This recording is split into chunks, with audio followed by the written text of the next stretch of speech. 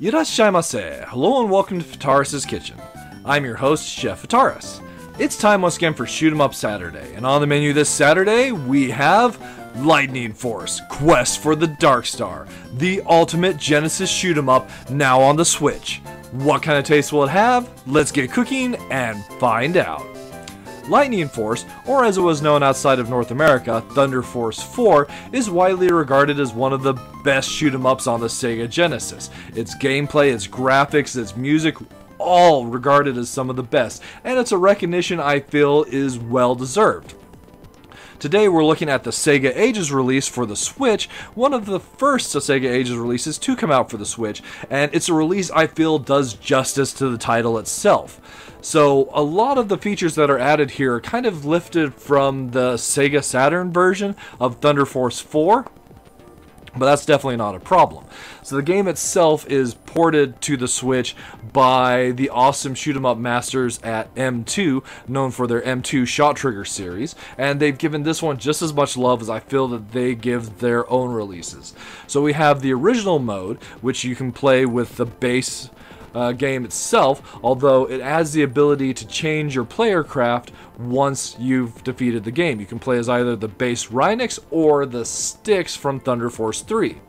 There's the kids mode, which adds some more accessible options, making the game, in my mind, a little funner and also easier to approach. And especially if you're new to the Thunder Force series, this is how I would recommend playing it. Some nice quality of life features. You can save the game at any point and load up those saves. Online rankings, the ability to watch replays, an online manual, although keep in mind that is online, and then the staff credits. We also have some great features where you can go and play the game in either the international, so the Lightning Force version, or the Japanese version, Thunder Force 4. A couple other nice features in there as well with the display and some sound options. And another great feature about this one, so one thing that the original version had is Technosoft really was pushing the boundaries of what the Genesis could do, and thus the game was prone to slowdown. This version removes a lot of the slowdown. So today we'll be looking at the kids mode of Lightning Force, so partially so I can explain some of the changes that kid mode adds, and well, really I find that it's a more enjoyable experience overall. So before we start the game, we're going to hop into the configuration, which you get to by using the button combination AX. So one thing to note about the Sega Ages release is if you press the plus button, that'll take you to the Sega Ages pause menu. If you want to press start on the Genesis controller, that's bound to your default X button on the Switch controls. So in configuration mode, we can change our starting engine power, our mission level from easy up to maniac. We'll go ahead and start with easy. Ship stock, listen to stage music, sound effect, and voice. That's set. Let's dive into the game itself. So when we start the game, we're given the ability to select our stage order for the first 4 stages.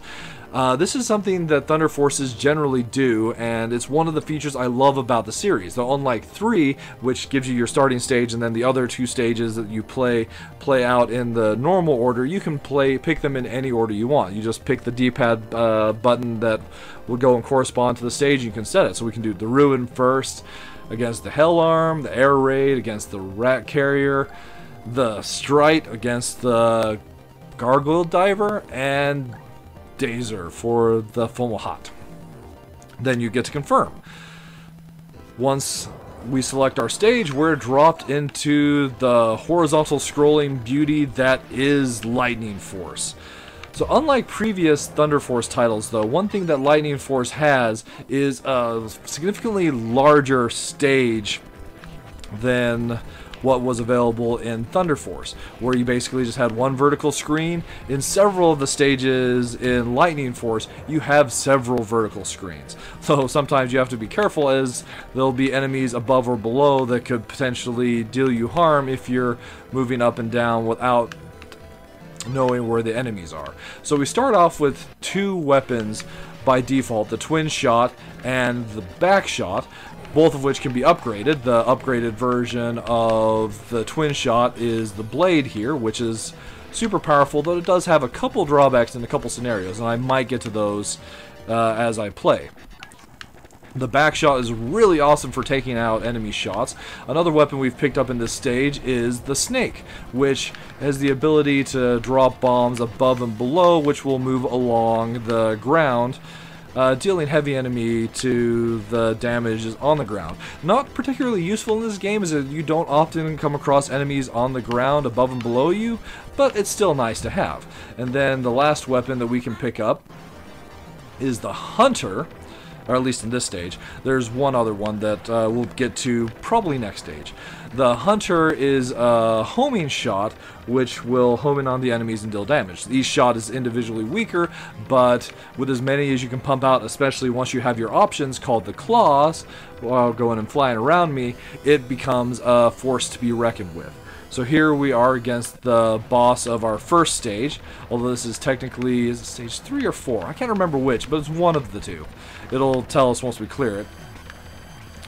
So one of the things that I do get frustrated by with Lightning Force is that it's generally a really hard shoot 'em up, but a lot of that difficulty comes in like surprise and sneak attacks from the enemies. Not really the best way to balance a title, as it forces you to go and basically memorize the stage, the best places to be able to clear the stage.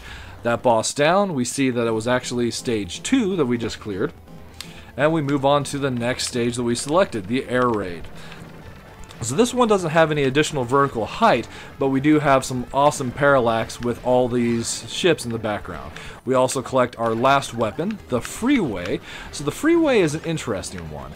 It fires in 5 missiles in the opposite direction that as you last pressed. So it can be really useful for certain situations, but it does take some effort to master.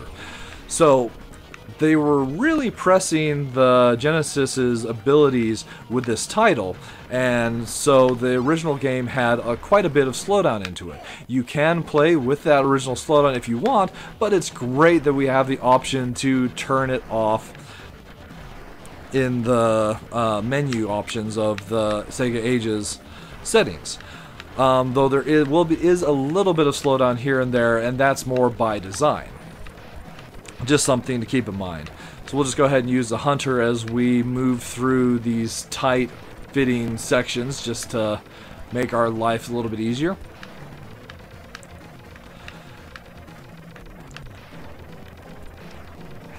So really, this is a incredible version of Thunder Force or Lightning Force to have available.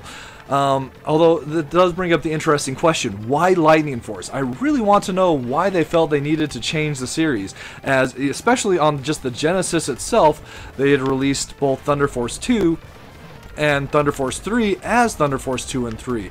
By changing the name, you're losing name recognition. It just doesn't make any sense. So we see some missiles counterattacking those airships that we were flying by.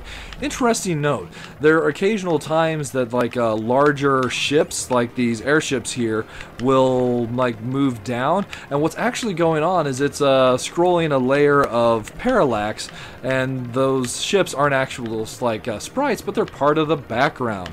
And so it was part of the reason why our power-up, the additional claw that we could have collected, ended up scrolling down with the ships, as it was part of that sprite layer, or rather background layer. So here we come across our next boss. So we could continue to use the hunter, but I'm going to try and take him out, at least some of his stages, with the freeway, using its ability to fire in any direction around us just by parking ourselves in the right orientation. So if he's below us, we can easily get him. If he's behind us, we can get him. If he's in front of us, we'll just blast them with missiles from all directions. So as far as minus flavors for Thunder Force 4, Lightning Force, the biggest one for me is just the difficulty, where if you're playing in the original mode in particular, the game itself is very unforgiving in the way that it handles its difficulty, where it's mostly like just having to learn where enemies are, the shots, and the best places to be to get through things. That's not the kind of difficulty that I enjoy. You also, when you get the upgraded weapons of your two main shots, or any of the others, if you happen to die with those, you will return having lost those particular power-ups. As long as you don't continue in kids mode, you keep those, and that's something that I really like, as I dislike the feeling of suddenly becoming powerless upon a death in shoot-em-ups. So that's definitely a great feature in my personal opinion. But as far as plus flavors are concerned, man, this is a beautiful, beautiful title. So the first stage here, Strite, is a great example of that, where we see these beautiful cloudscapes and water beneath us. All that parallax scrolling makes for a really, really beautiful game. Then you have the well-designed like ships and the enemies, like some of the fleet battles that we go and encounter, like the air raid stage that we just did. I love that stuff. So we're nearly done with our first stage here. You also get the ability to get another awesome upgrade midway through the game. I feel that's one of the that's another great feature to have, is a shoot 'em up where you power up in the middle of the run is awesome. You get the Thunder Sword, which is just an incredibly awesome charged weapon, which you can use to go and deal a ton of damage to enemies, though it is a little bit tricky to get used to its usage.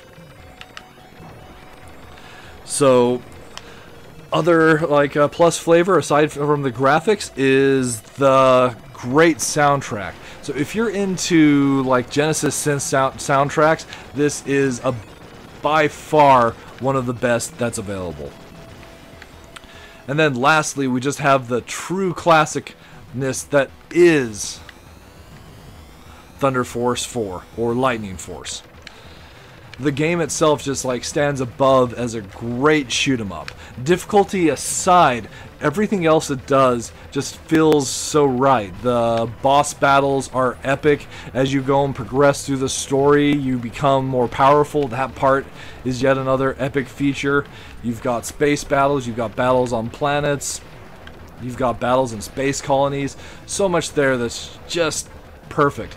But so it's a true classic, and the Sega Ages version of it does the title justice in presenting a great game.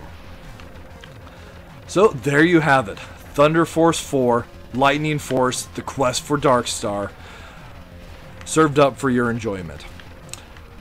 Whether you've played this title before, are just a fan of shoot 'em ups, or are looking to try out some of the Sega Ages releases on the Switch, this is one that I can heartily recommend. I encourage you to play this title. Well, alright, that'll just about wrap it up for this week's episode of Shoot 'em Up Saturday.